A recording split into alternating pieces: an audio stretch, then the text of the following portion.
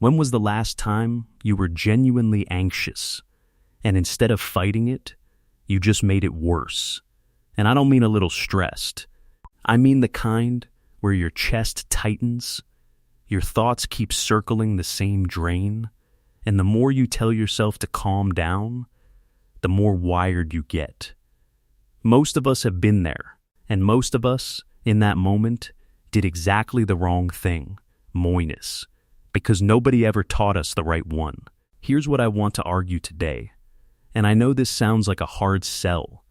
The most powerful anxiety intervention available to you right now is not a drug, not a therapy technique, not a meditation app.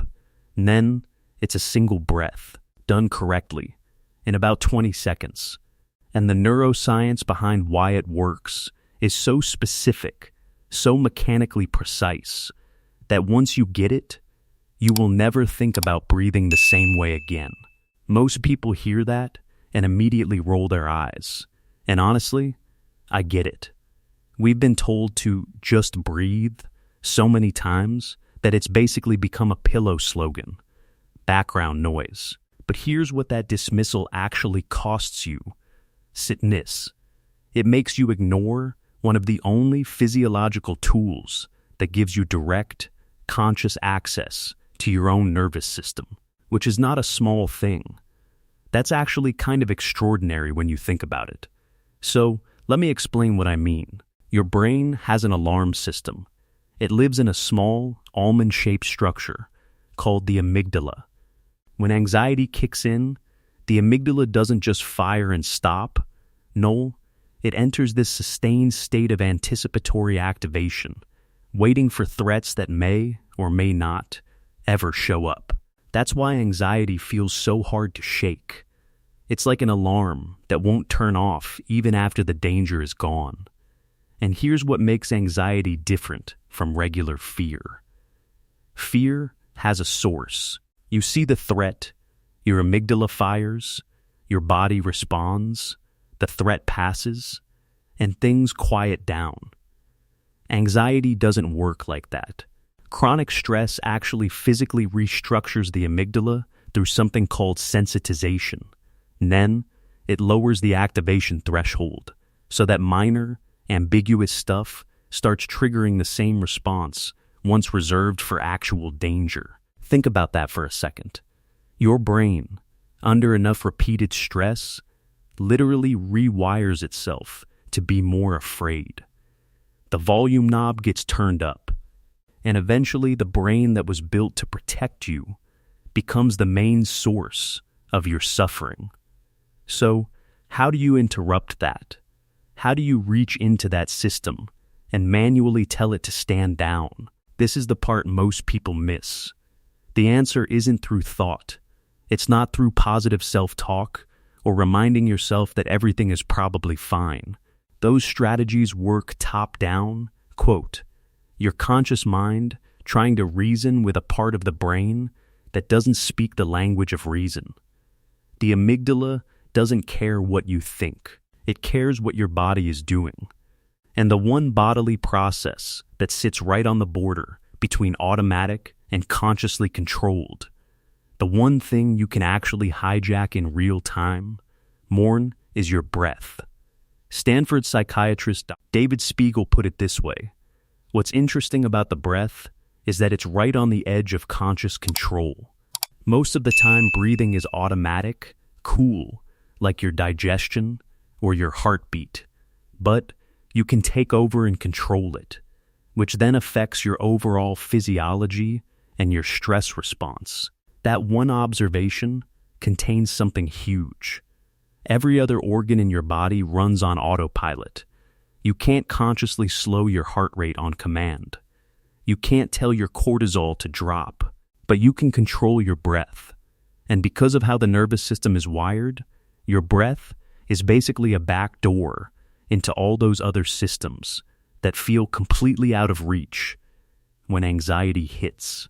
Here's where the science gets really specific, and I want you to stay with me here, because this is the part that genuinely shifted how I understand all of this. When you're stressed, the sympathetic nervous system takes over.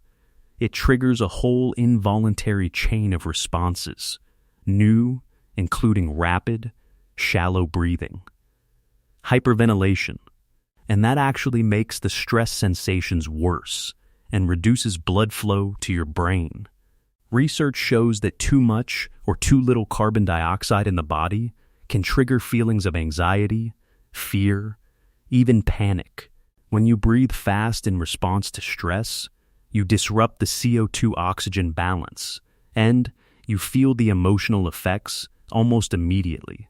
So, anxiety changes your breathing, and changed breathing makes the anxiety worse. It's a loop, and that loop is exactly why most attempts to calm down from inside a spiral don't work. The physiological mechanism is still running, feeding the feeling, even while you're trying to think your way out of it. The technique I want to talk about is called the physiological sigh. I'll be honest, that SIM, in quote SIM, I was pretty skeptical when I first came across it, because of how simple it sounds. But then I actually looked at the research, and I had to sit with what I found for a while. The double inhale then long exhale reflex was first mapped to a specific cluster of brainstem neurons by Jack Feldman at UCLA and Mark Krasnow at Stanford, published in Science in 2017. This isn't a wellness trend. It's a documented biological mechanism your body already uses spontaneously every few minutes to reset lung function, sit reopening collapsed air sacs.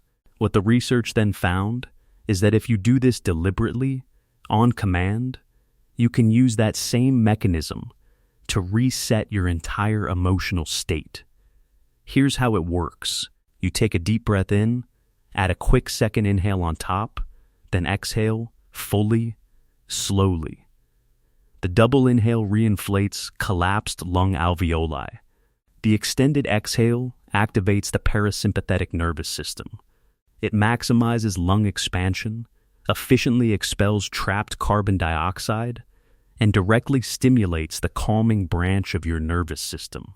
This works because the vagus nerve is connected to the diaphragm, chimal verse, so when you control your breath, you're sending calming signals directly to your brain. And then there's the study that genuinely changed what I thought I knew about breathing versus meditation. In January 2023, a team at Stanford published a randomized controlled trial in Cell Reports Medicine. They compared 3 different daily 5-minute breathwork exercises against an equivalent period of mindfulness meditation over 1 month. They recruited 108 volunteers, randomly assigned to 4 groups: cyclic sighing, box breathing, cyclic hyperventilation with retention, or mindfulness meditation. 5 minutes a day, 28 days. The results weren't subtle. People who did cyclic sighing, the exhale-focused technique, showed greater reduction in stress than the mindfulness meditation group, greater improvement in mood, greater reduction in respiratory rate.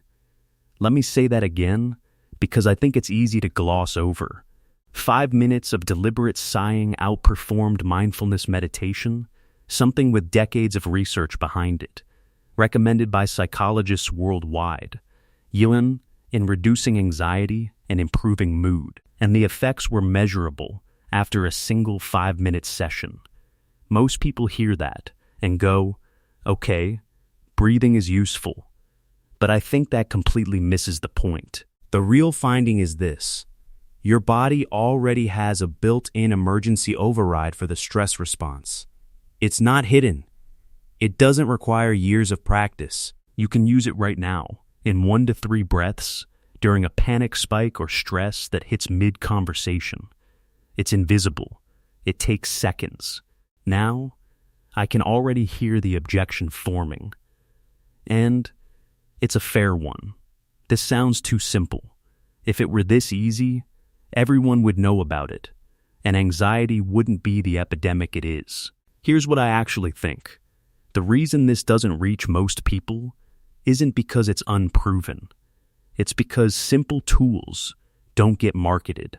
There's no profit in a free, invisible, 20-second technique that anyone can use anywhere. Modern wellness is built around complexity, products, apps, courses, regimens. Something this basic doesn't fit neatly into that economy. But the research doesn't care about the economy. The findings show that a deliberate breath relieves both psychological and physiological tension, supporting the idea that sighs are genuine resetters for both mind and body. And according to the Stanford data, doing this intentionally for a few minutes each day can turn that short-term relief into something lasting. There's also a longer game happening here. Practices like this increase GABA, the brain's primary inhibitory neurotransmitter, or through parasympathetic activation triggered by diaphragmatic breathing. So every time you use this technique, you're not just calming down in the moment. You're training your nervous system to respond differently over time. You're slowly turning that volume knob back toward neutral. A 2018 study in Frontiers in Human Neuroscience confirmed that slow breathing techniques, especially with extended exhalation, enhance autonomic, cerebral, and psychological flexibility. So, yeah, the data holds up. So let me leave you with something I actually believe, and I want to say it carefully because I think it matters. Anxiety is real. It's not weakness. It's not a failure of willpower or character. The hypervigilance that drives anxiety probably kept our ancestors alive in genuinely dangerous environments. In a modern, relatively safe context, it becomes a source of suffering instead of protection. Your nervous system is doing exactly what it was built to do. It just can't always tell the difference between a predator and an email. And what neuroscience has now confirmed, not theorized, confirmed, is that the bridge between your conscious mind and that ancient alarm system runs directly through your breath. 2 inhales, 1 long exhale. That's the mechanism. That's the override. You don't have to think your way to calm. You breathe your way there. The next time anxiety shows up, heal, and it will. I want you to remember you're not helpless inside it. You have a tool that was built into you before you were born. You just needed someone to hand you the instruction manual.